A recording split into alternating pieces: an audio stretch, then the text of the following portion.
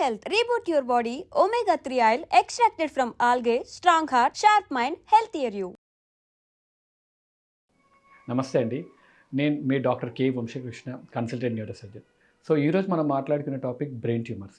So brain tumours అనగానే మనకు ముఖ్యంగా మనం చిన్నప్పటి నుంచి మూవీస్ చూసి అన్నిటికన్నా బాగా గుర్తొచ్చేది బ్రెయిన్ ట్యూమర్ అనగానే భయము అండ్ 6 నెలలు మించి బతకరు అనే భయంతో ఎక్కువగా ఇబ్బంది పడుతూ ఉంటారు. అసలు బ్రెయిన్ ట్యూమర్ ఎందుకు వస్తుంది, వస్తే దాని లక్షణాలు ఏంటి, దాని ట్రీట్మెంట్ ఏముందని మనం తెలుసుకుందాం.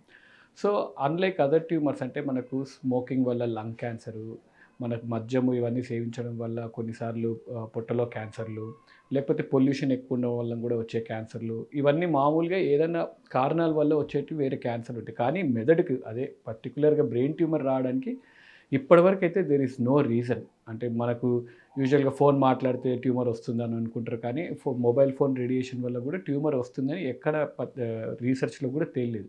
సో బ్రెయిన్ ట్యూమర్స్కి రావడానికి కారణాలు ఇప్పటివరకు అయితే ఓన్లీ జన్యుపరపరంగా అంటే వంశపార్యపరంగా వచ్చే వ్యాధే తప్ప దానికి పర్టికులర్గా రీజనే లేదు.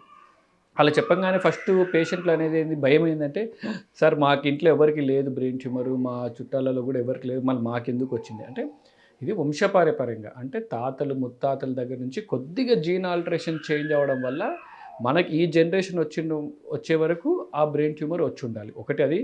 రెండో రీజను, ప్రీవియస్లీ అంటే తాతలు ముత్తాతలకు అప్పుడు తలనొప్పి కానీ ఏమైనా సిమ్టమ్స్ ఉన్నా దే వుడ్ హావ్ ఓవర్లుక్డ్. అంటే ఏం కాదులే, చిన్న తలనొప్పిలే అనుకొని జెండు బామో లేదా పక్కకి ఏదైనా మాత్ర దొరికితే వేసుకొని ట్రీట్మెంట్ చేసుకునేవాళ్ళు. అండ్ మూడో కారణం ఇప్పుడు availability, I mean number of CT scan, MRI machines and doctors availability కూడా ఎక్కువ ఉంది అండ్ అప్రోచ్ కూడా ఈజీ అవైలబిలిటీ ఉన్నారు. కాబట్టి the number of brain tumour cases have definitely increase comparatively. So ఈ 3 రీజన్స్ కుడ్ బి ద ఎందుకు brain tumours increase అవుతున్నాయి day by day and ప్రీవియస్లో కంపేర్ చేస్తే ఇప్పుడు ఎందుకు ఎక్కువ ఉన్నాయి అనే దానికి మనకు సమాధానం ఒకటి.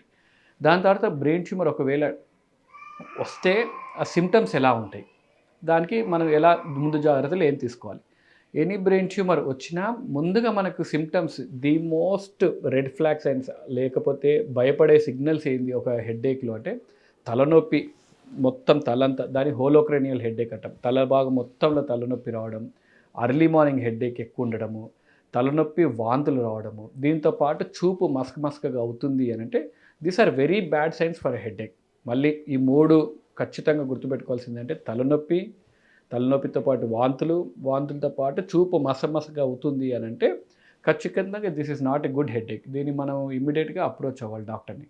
దీంతో పాటు కొంతమందికి ఫిట్స్ రావచ్చు, కాలు చేతుల్లో బలం తగ్గొచ్చు. ఇలాంటి క్రైటీరియా ఏమైనా ఉంటే ఖచ్చితంగా మనం అప్రోచ్ అయ్యి దానికి తగ్గట్టు ట్రీట్మెంట్ తీసుకోవాలి. సో హాస్పిటల్కి ఈ సిమ్టమ్స్ వచ్చారు, దెన్ డాక్టర్ దగ్గరికి వచ్చాక డాక్టర్ గారు మిమ్మల్ని ఎగ్జామిన్ చేసిన తర్వాత దెన్ వీళ్ళు ఆర్డర్ ఫర్ అని సిటీ స్కాన్ కానీ ఎంఆర్ఐ స్కాన్ పరిస్థితి బట్టి, అంటే సిమ్టమ్స్ ఎంత సివియర్గా ఉన్నాయి ఏదనేది బట్టి సిటీ స్కాన్ కానీ ఎంఆర్ఐ స్కాన్ కానీ చేయిస్తాం.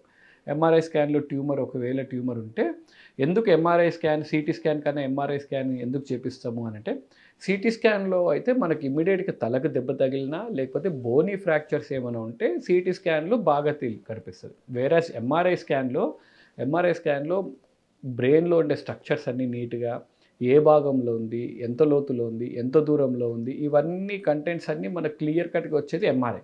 So MRI brain is a tricky thing. అంటే ఇమాజిన్ ఒక బ్రెయిన్ ట్యూమర్ ఈ ఏరియాలో ఉంది, లెఫ్ట్ సైడెడ్ బ్రెయిన్లో ఈ భాగంలో ఉంది. అప్పుడు మనకు ఈ ముందు నుంచి వెనక భాగంలో ఎంత దూరంలో ఉంది, మధ్యల భాగం నుంచి ఈ వరకు ఎంత దూరంలో ఉంది and depth.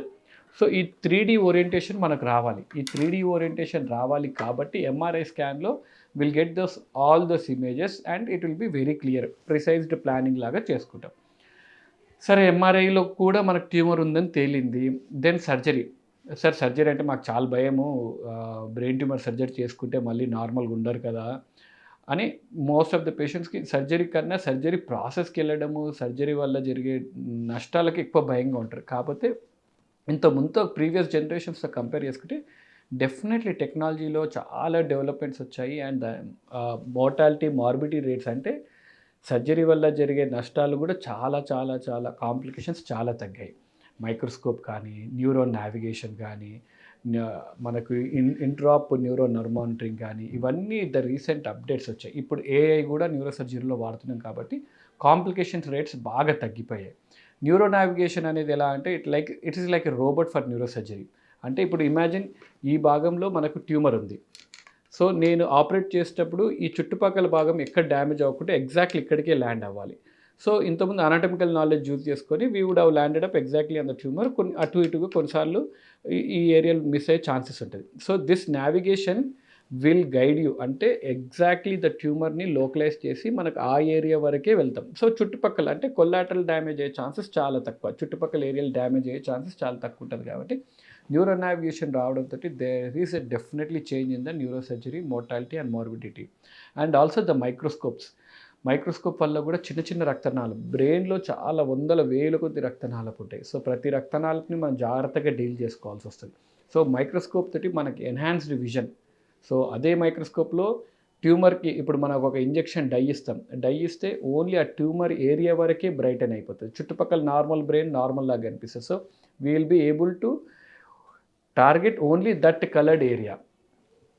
And also nerve monitoring. So intraoperative nerve monitoring అంటే మనకు ఆ ఏరియాలో ఉండే సిగ్నల్స్ అన్నీ జామ్ చేసుకొని మనకు ఒక కంప్యూటర్ పైన రికార్డింగ్లో కనిపిస్తుంది. సో ఏ ఏరియా వరకు అప్రోచ్ అవ్వచ్చు, ఎంతవరకు అప్రోచ్ అవ్వచ్చు, ఇవన్నీ కూడా